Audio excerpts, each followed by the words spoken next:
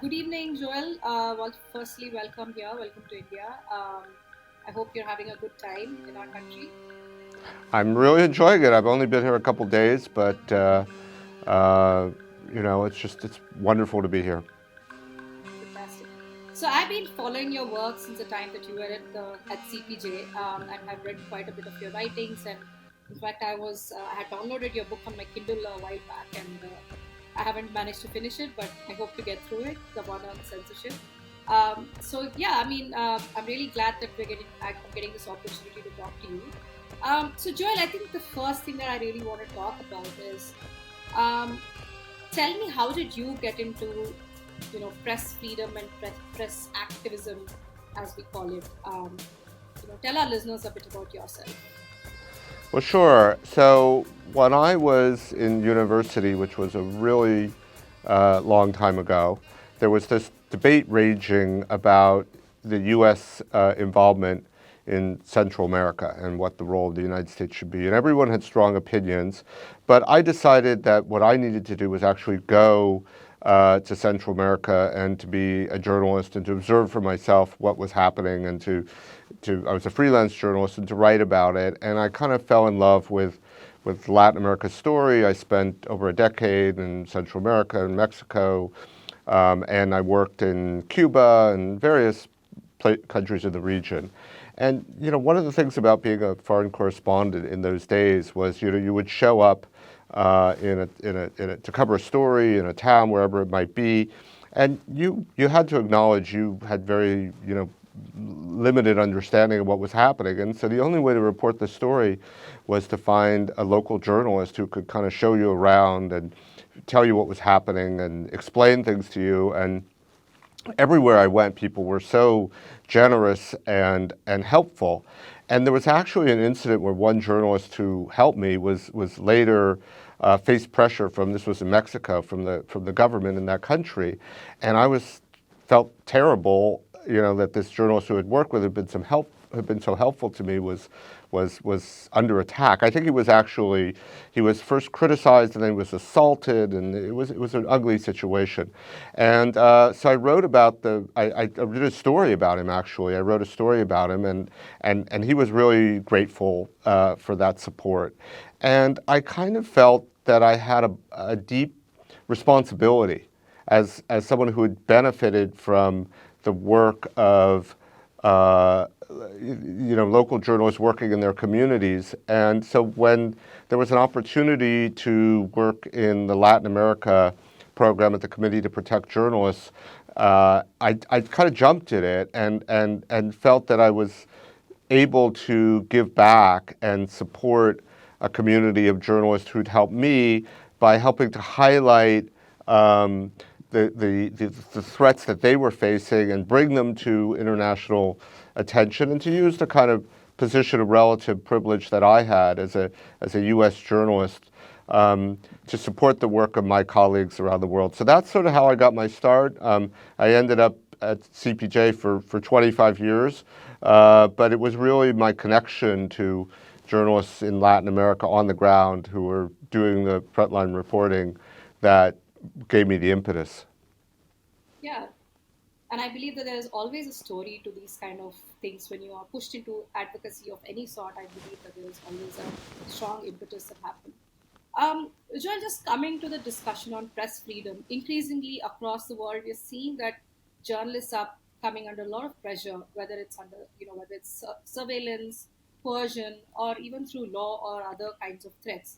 Um, in such a scenario, what do you think is the role of, say, even like the common man in such a scenario? Because suddenly we as journalists are at the receiving end. We as storytellers are becoming the story. So what do you think the role of the audience is here? You know, if, I obviously I just mentioned I spent 25 years at the Committee to Protect Journalists. Now I'm at the Craig Newmark Graduate School of Journalism, so I'm kind of at the academic research side of things, and I've always believed that press freedom and journalism as an institution really can't survive or thrive or defend itself adequately without support from the public. It is, journalists, we like to feel that the work that we do creates a connection with citizens because it's by informing them and giving them access to the information that they need to participate in a democratic system that we serve the public. And so I feel that that connection is actually what gives us power and protection. And when that's broken and undermined and attacked, journalism as an institution is weakened. So I think that really what I hope for as a journalist and a press freedom defender is that people who are engaged as citizens really think actively about where the information that they rely on comes from, where they get their news and information, and kind of educate themselves as news consumers and recognize the critical work that journalists do. I think that's really an important starting point. News does not fall out of thin air. It's people, it's journalists who go out there and do this work and inform the public. And as you said, it's difficult work. It's increasingly risky work, and journalists do it because they feel that the public benefits. And so I think as an informed news consumer, being aware of the work that journalists do is really the most essential contribution that the average person can make. Thank you. Um, how do you think the rise of digital media and social platforms has affected this landscape of press freedom and censorship? Yeah, I mean, one of the things that I've been talking about since I, arrived in India, and today was, my first day of speaking with journalists and journalism students here in Mumbai, is the kind of, when I started, I was mentioning, the beginning of my career as a journalist in Latin America. One of the things that kept me safe in that environment was that, collectively journalists exercised a monopoly on mass communication, because if you wanted to reach the public, you had to talk to the press, and that's what kept us safe, really, is that we were useful. It wasn't that the people we were talking to were great defenders of press freedom or admirers of the press. It was that it was a reciprocal relationship in which we gave something they wanted and they gave us something we wanted. And now the information space, because of the transformation wrought by technology, is a very contentious space in which there's a battle over information. Journalists don't control the narrative; they have to compete with other forces who have other interests, sometimes highly negative interests, in order to kind of shape public perceptions. And that makes journalists more vulnerable, increases the risk to them, and also makes it, in some instances, I mean, let's acknowledge that this technological transformation has created many benefits, but it also creates some real challenges, because I think for the average consumer of news, for the average citizen who's engaged and wants to understand and participate in a democratic system of government, they're often overwhelmed with information. It's very hard for them to discern what information is truly valuable, what information is accurate. People talk about misinformation. I have a feeling that's going to be part of our conversation. But I think it's also hugely challenging for the average person who's, consuming news in this environment to figure out what is relevant and important. We're really asking a lot of people in this regard. Yeah. And because you did bring up the topic about controlling narratives and misinformation, Yeah. you did talk about and write quite a bit about the whole infodemic that happened during COVID-19 pandemic. I think the effects of which a lot of communities across the world are still reeling from. Um, how do you think how do you think this can be tackled? This level of um, narrative building, almost like propaganda and Yeah. disinformation, not even misinformation. There is legitimate disinformation campaigns being run. How can these be tackled? And is there something that a journalist can do? I mean, what are some of the tools that they have at their disposal to sort of tackle this volume of disinformation? I mean, I think because this is such a terrible challenge and because of the negative impact it has on so many societies around the world, we want to believe that there's some solution to this problem, that we can somehow solve the problem of dis and misinformation. But, as I indicated, the ultimate reason this happens is because because of the way the information environment is structured, there are very low barriers to entry. All sorts of individuals, institutions, governments, even militant and criminal groups with all sorts of motivations can participate in the production and dissemination of information. So as I mentioned, we're in this like very competitive environment as journalists, and I think that, one thing I've been talking about in my time here and I've written about in my new role is, the notion that we can, stamp out disinformation or misinformation is really, I think, difficult uh, to kind of contemplate how we might achieve this, because ultimately we can't even really define what we mean by mis and disinformation. And we also see that this concept is being weaponized by governments around the world who are saying, Yeah. well, if you want to stamp out disinformation, we have a plan to help you do that. We're going to criminalize, information that we believe is disinformation. And so they're actually using this as a pretext to suppress critical speech. I think a different way to think about it is, how can we elevate information that informs citizens and allows them to take control and participate in the process of being citizens, of creating democratic accountability. And I think the way we might want to think about it is, I call this public interest journalism. How do we elevate and make that kind of journalism more available to people in every sphere of public life? And I think if we can frame the question in that way, the solutions may not be easier, but we're talking about it, I think, in a more positive and productive framework. Yeah, I mean, if we do frame it that way, Joel, and maybe I'm just playing the devil's advocate here, even then, isn't it really difficult? Because we will have to rely ultimately on these technological giants, right? Whether Yeah. it's search engine or social media, to sort of, tweak their algorithms so that verified news comes on the top and not, give space to, people who have been known, or, accounts which are, willingly spreading fake news or misinformation or whatever you want to call it. So, I mean, it feels like almost like a losing battle. The cynic in me saying, Mm. "Oh, this is like a battle that we may not win." So, what's your take on that? Like, Yeah. because our reliance on technology is so huge right now as journalists, and also as say digital first. Like, we are a digital first platform, Yeah. and for us, our reliance on the internet and, on these technological giants is huge. So, what does what can we do in such a scenario then?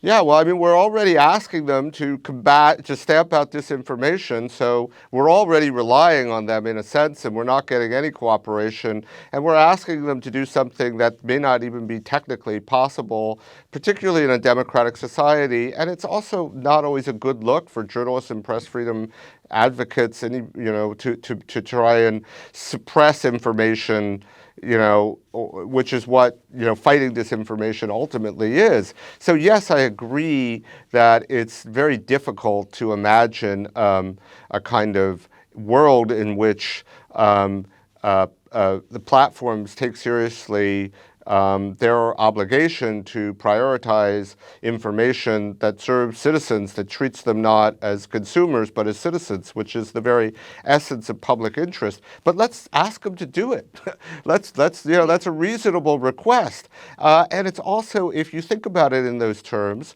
if you do try and start thinking about, well, what regulatory framework could we apply? So instead of regulating the dissemination of mis and disinformation, which again is really hard to define, maybe we try and think about what kind of government regulation can we introduce to ensure that the platforms take seriously their responsibility to ensure that the information that circulates actually serves the needs of a democratic society. I think that's quite a reasonable thing to expect.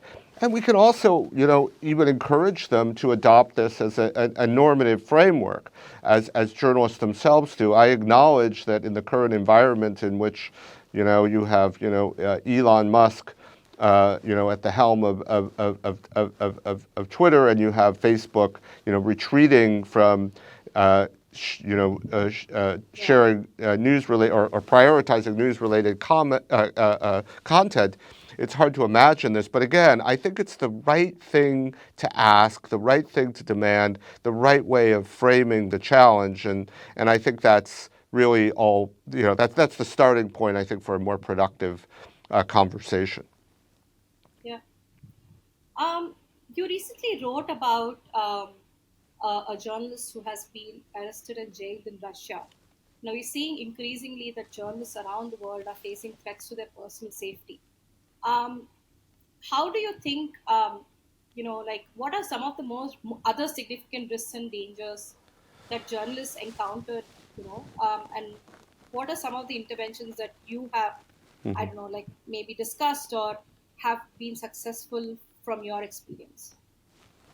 Well, I recently did a report for the Tao Center at the Columbia University at the Journalism School, where I spent the last year before I started at the Newmark School, and also for the Thomson Reuters Foundation, about the growing legal threats to Yes. journalists around the world, and I think that one of the things that I'm really concerned about that we identified in this report, and something that I saw recently when I traveled to Guatemala to visit a journalist in prison there, is that governments are increasingly not, prosecuting journalists for crimes that are completely unrelated to the exercise of journalism. They're basically trumped up false charges of things like, money laundering or financial misdeeds. And the challenge for journalists and press freedom organizations is we're not really equipped to defend journalists who are accused of crimes that are completely unrelated to the kind of, we built up a kind of specialization in defending journalists who are accused of kind of legal charges that are related to the exercise of journalism, and we don't have experience in this area, and governments are recognizing that. And this journalist I mentioned, who I visited in prison, his name is Jose Ruben Zamora, and he's was the editor of one of the leading newspapers in Guatemala, and he was accused of trumped up charges of money laundering and misappropriation of funds, and he was just sentenced to 6 years in prison. It's a really terrible result, and it's a kind of illustration of how repressive tactics that governments use evolve as the legal climate changes. And what we're doing, and what the international community and press freedom advocates and journalists and like me who've been covering it are doing, is really highlighting this gross abuse of power. And I really think we have to draw attention to this new tactic and think about how we could defend journalists who are wrongfully accused of these kind of trumped up charges. Yeah, and I think the other way that it's also being used is like the defamation law in many, many countries is being Yeah. used. Yeah, I mean that's the thing that didn't surprise me is in slap suits, which are strategic lawsuits against public participation, which are these kind of harassment style of just basically filing charge after charge. Sometimes you see multiple charges. Maria Ressa in the Philippines Yeah. and Rappler has been an example of this. So I mean that is definitely one of our findings that was less surprising. But there are some good things happening in that space. There's a new kind of organization that's been created called Reporters Shield, that was Hmm. created by the an organization called the Organized Crime and Corruption Reporting Project, and with support from USAID, to kind of make available to journalists who are facing these kinds of legal action resources to help them defend themselves. So there is some positive movement in this space, which I think we need to recognize. Um, for the listeners who will be listening to this talk, could you tell why it should bother them if, say, a journalist is being jailed in their country? How does it impact them sitting in their homes or at their workplace? Why should it concern an ordinary citizen in a democratic society if a journalist is jailed? Well, I think whether it's a democratic society or a non-democratic society, Yeah. I think it should concern them. I mean, look, as I said, we're in a moment where there's the kind of battle, the battle over control and autonomy and democracy and our own ability to shape our destiny is related to our ability to access independent information. And there are so many um, powerful forces who are competing in the information space who don't have our best interests at heart. They are seeking to create a narrative that benefits them in some personal way because it has some political benefit. They might to them, they might be trying to be advancing some sort of state interest because they're a government. They might be, some sort of criminal or militant organization that's seeking to, advance a cause. They might be even some sort of commercial enterprise that's looking to undermine a competitor in the marketplace. There are so many reasons why people seek to influence the kind of our ability our this kind of our ability to understand and engage with the world around us. And I don't want to, because I am a journalist, I kind of Mm. think that journalists, when they perform their function as they should, are really the best placed institution to ensure that citizens actually have the information they need to engage fully and again participate in creating accountability. And if a journalist is put in jail, I mean, there are not that many countries, believe it or not, around the world that Mm. systematically jail journalists. Once you cross that barrier and put a journalist in jail as a government, you're really engaging in a frontal assault on the ability of people in your society to be fully informed. And I think a citizen in a country that engages in that behavior should be deeply concerned. We Do you think that the trust deficit that is growing, between the audience and journalism in general, and I know this is a global problem, not any country-specific problem, how much of this plays into this almost an apathy towards these kind of issues of whether it's journalists being jailed, journalists being framed in false cases, journalists even being killed? Do you think there is some amount of apathy, which and the lack of trust, growing trust deficit, that's also leading to this apathy? Well, I think there's plenty of blame to go around. I think let's acknowledge, that traditional media institutions have sometimes excluded in their coverage whole segments of populations who are more marginalized or disempowered, and because of that history and because of those tendencies of sort of reinforcing prevailing narratives and narratives of institutional narratives, there's a level of mistrust that developed. But let's also recognize that that mistrust has been exploited by governments to deepen polarization and particularly populist leaders to advance their own political agenda. And so they've fueled this mistrust, which already existed, to, by attacking and undermining and discrediting journalists, by organizing online campaigns of harassment, by, um, you know, um, labeling and ostracizing individual journalists. So, the epidemic, the kind of the media has its own responsibility in its failure to produce the kind of journalism that communities would like, but that deficiency, if you will, has been exploited by particularly governments, but other forces to further erode trust in the media, and I think that has significant negative impacts for democracy. You just brought an important point about online, almost like campaigns against Yeah. individual journalists.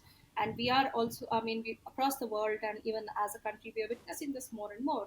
Um, and one of the things that, journalists face a lot now is cyber attacks, online Yeah. harassment. So how can journalists protect themselves in the face of these threats? Are there like any, good best practices that can be followed? Yeah.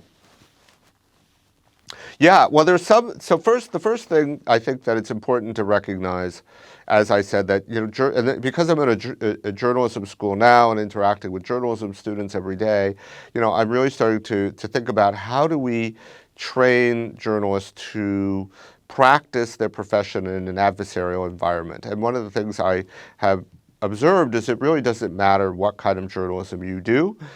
You could be doing, obviously if you're covering politics, there's a risk, but you could be doing, music criticism or, sports or, almost anything and somehow, get caught up in some online harassment campaign because, the way in which you've covered the story or the position you've taken is agitates or angers some community and they mobilize against you. So if you are a journalist now, regardless of the kind of journalism you do, you need to be aware of this threat and to have strategies to mitigate the harm that can be done to you as a journalist. Now, the one thing to also understand is there's no way to completely eliminate the risk. There's no strategy that's going to make this go away. It's, this kind of online harassment is kind of part of the information environment in which we operate in as journalists. But, I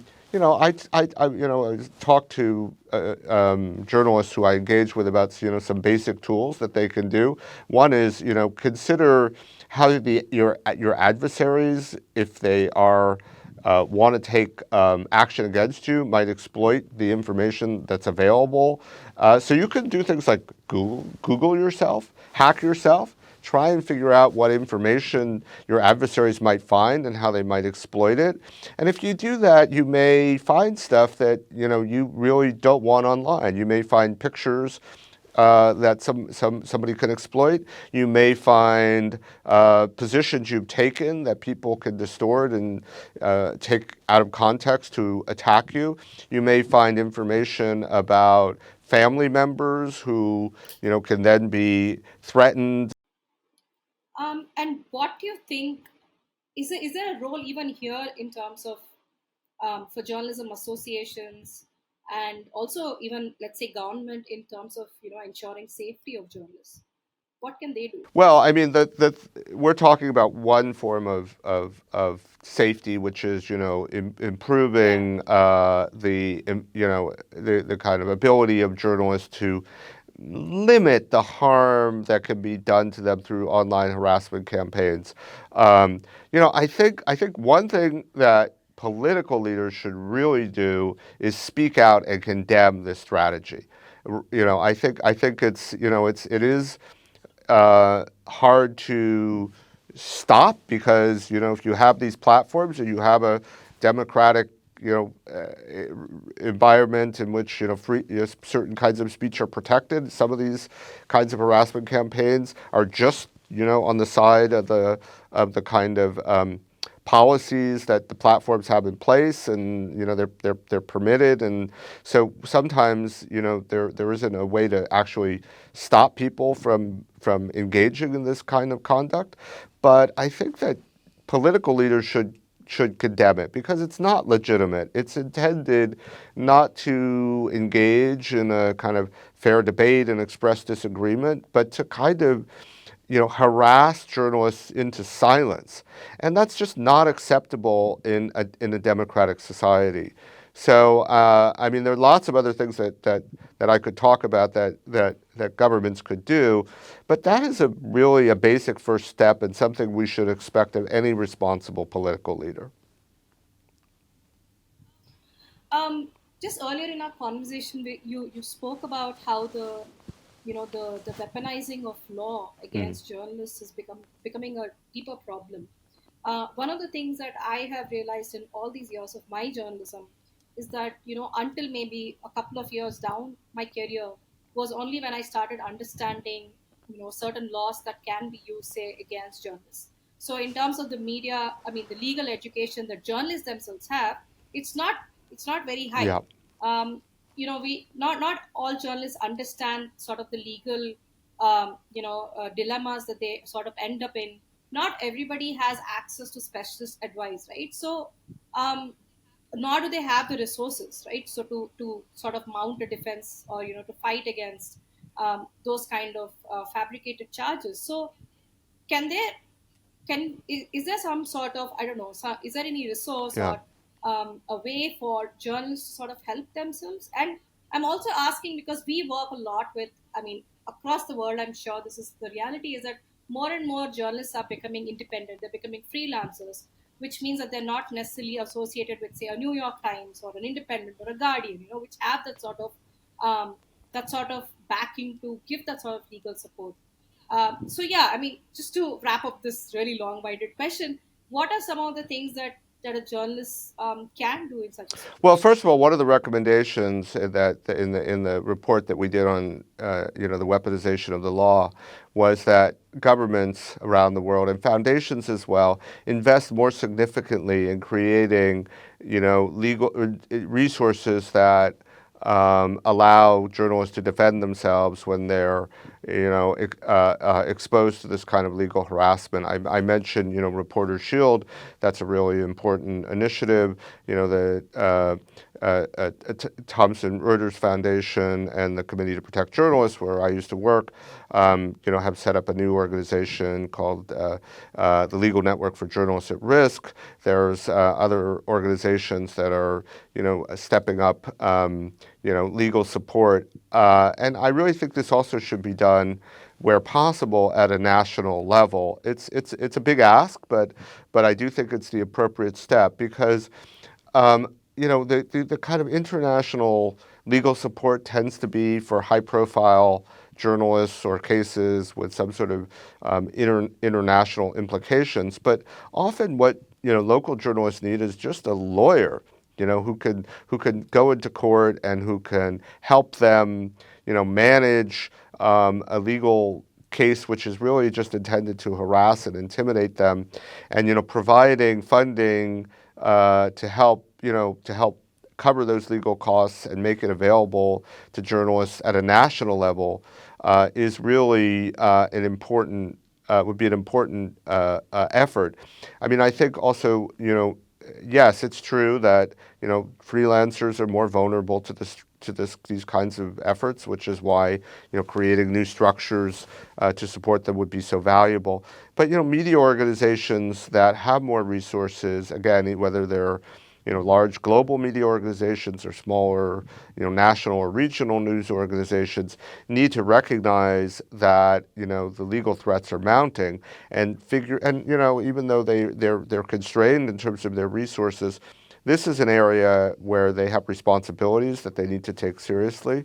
They need to make sure that they have the capacity to defend their journalists when they are confronted with these kind of legal threats.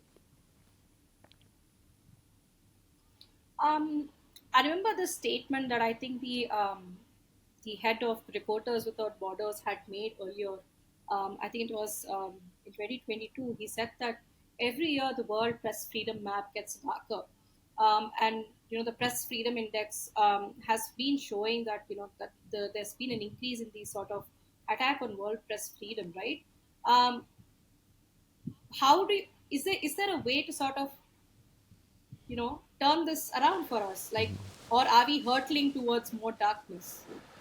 Uh, well, no, I mean, look, I, I've maintained my optimism about the ability of journalists to stand together and defend themselves, and for societies to rally around the defense of press freedom, because they recognize what's at stake. Um, but the challenges are mounting. I mean, let's be honest. I mean, every single index that measures press freedom around the world shows it's in decline. The number of journalists in prison has been rising. We've been identifying new threats that we've been discussing.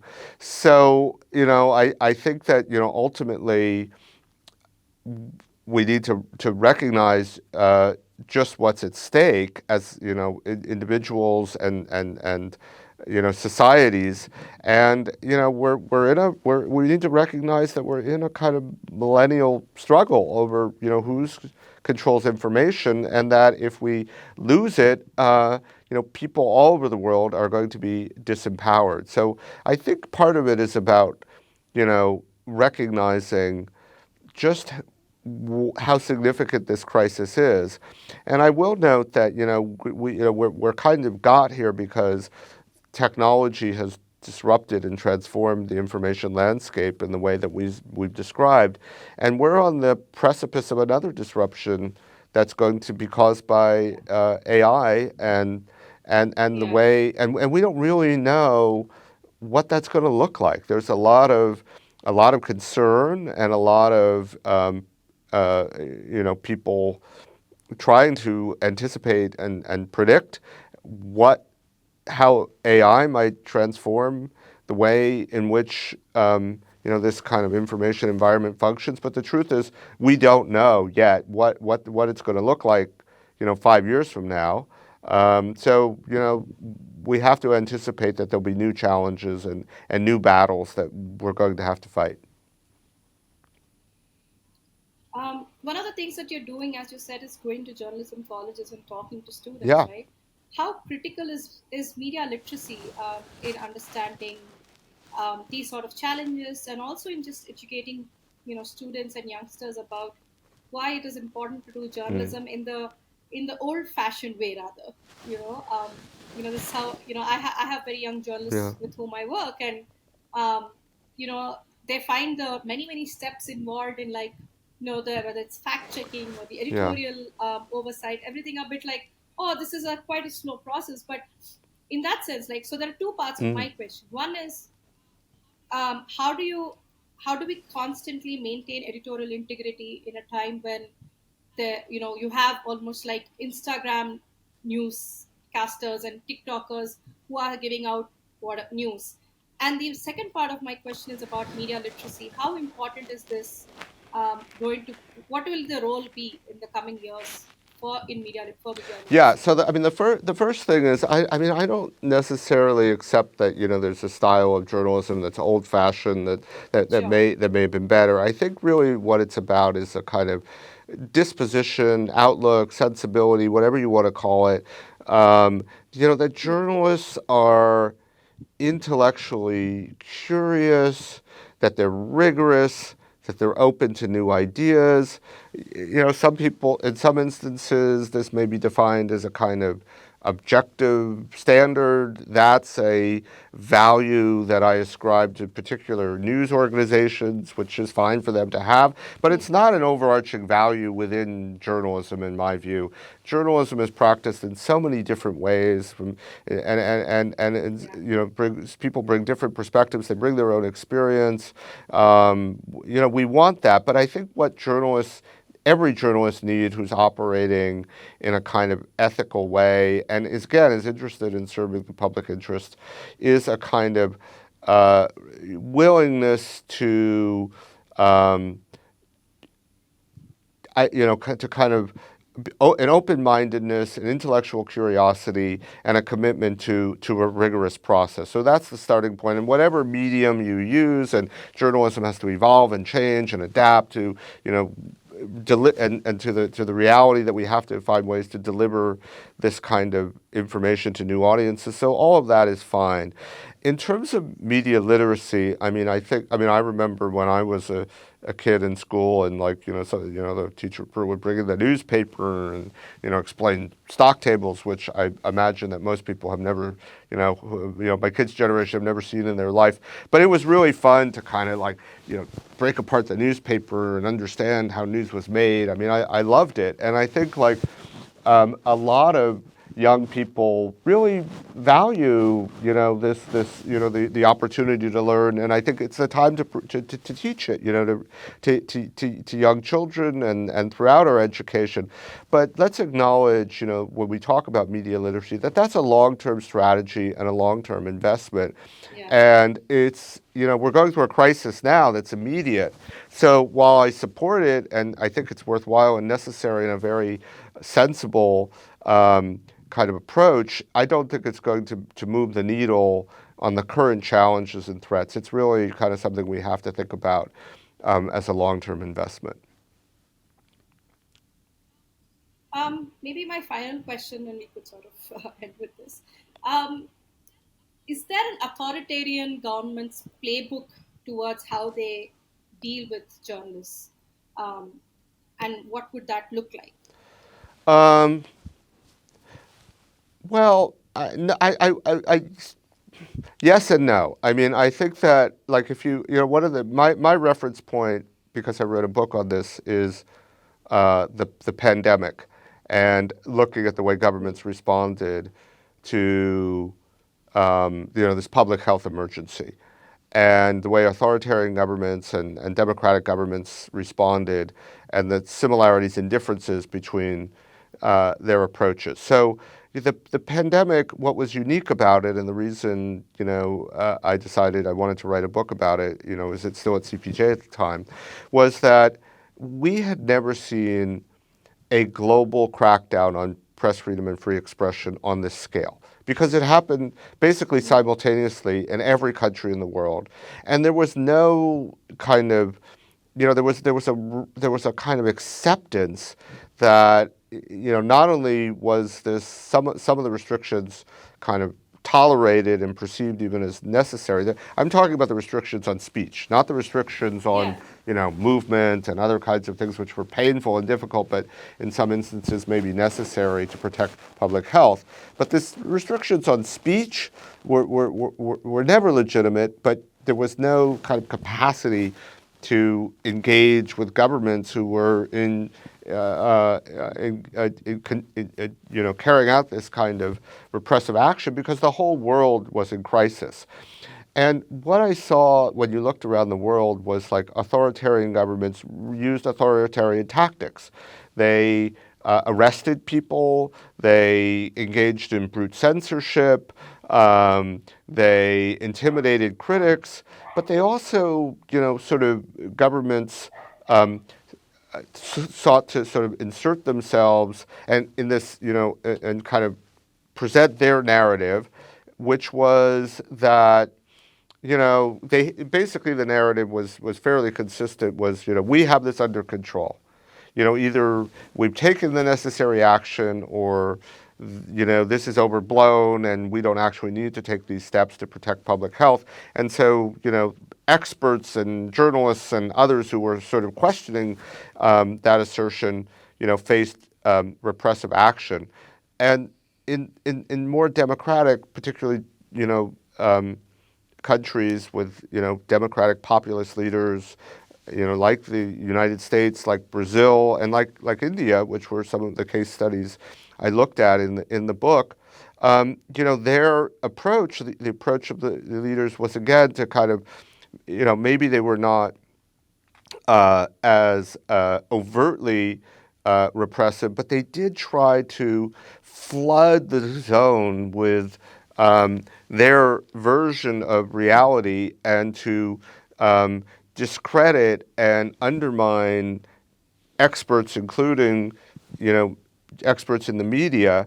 So I think that, if you look at the kind of common practice that transcended more democratic and more authoritarian uh, responses to the pandemic and the kinds of actions that were necessary to protect public health in the way that these were exploited.